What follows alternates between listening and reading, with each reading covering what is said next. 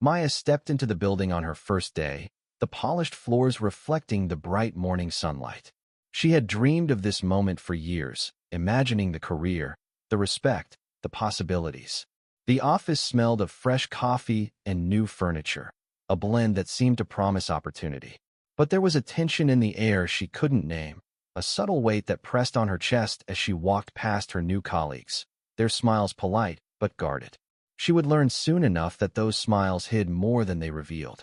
Her manager, Victor, met her in the glass-walled conference room. He was tall, impeccably dressed, with a presence that seemed to command attention effortlessly. He shook her hand firmly, smiling, though Maya noticed the way some of his team members avoided his gaze. There was an undercurrent of fear in their posture, a careful restraint in the way they spoke. Victor introduced her to everyone, his voice smooth, almost charming, but every so often a flicker of something sharp, an edge, appeared in his tone. Maya dismissed it at first, assuming she was being overly sensitive. The first week brought small lessons in the subtle ways power could shape a workplace. One afternoon, an intern misfiled a report. The mistake was minor, yet Victor called him out in front of the whole team, his voice rising in a controlled fury. The intern apologized repeatedly, and the room laughed nervously to disguise their discomfort. Maya realized then that Victor thrived on control. The fear he instilled wasn't accidental, it was deliberate. He knew exactly how far to push people, how to make them perform, while fearing reprisal for even the smallest misstep. Within days, Maya noticed the patterns. Promotions seemed to hinge less on merit than on compliance, and deadlines weren't just suggestions, they were ultimatums. Victor had an uncanny ability to make his subordinates doubt themselves, to make them believe that the only way to succeed was to follow without question. She observed colleagues who had once been confident slowly shrink under his gaze, their opinions shrinking until they only existed in whispers. Maya felt the tension herself, a subtle pressure that reminded her daily that ambition alone would not be enough. Loyalty, it seemed, was the currency of survival. The real test came unexpectedly. Victor asked her to adjust a report, to present numbers in a more favorable light than reality allowed. She felt her stomach tighten. This wasn't a simple error, it was deliberate manipulation, and she knew it crossed a line. She hesitated, and when Victor pressed, his smile faltered, revealing the cold calculation beneath. "Ethics are a luxury in business," he said. "Do as I say, or you'll regret it." Maya swallowed hard, feeling the gravity of the decision.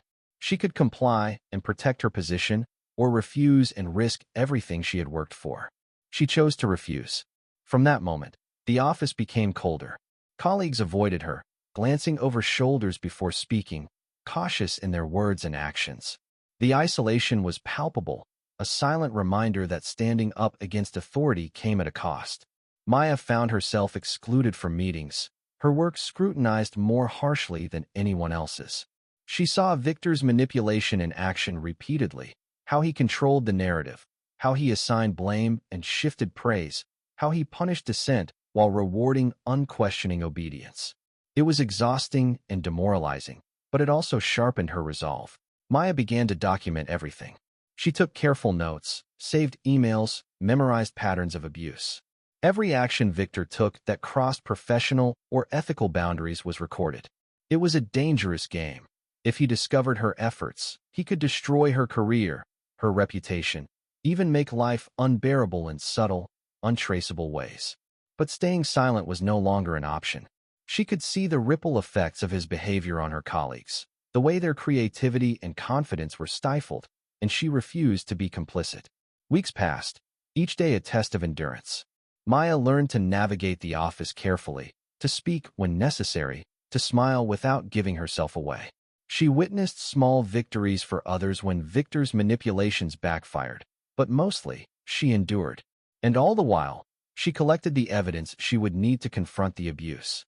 The stress was relentless, yet she discovered something about herself in the process: resilience, clarity, and the willingness to face consequences rather than compromise integrity.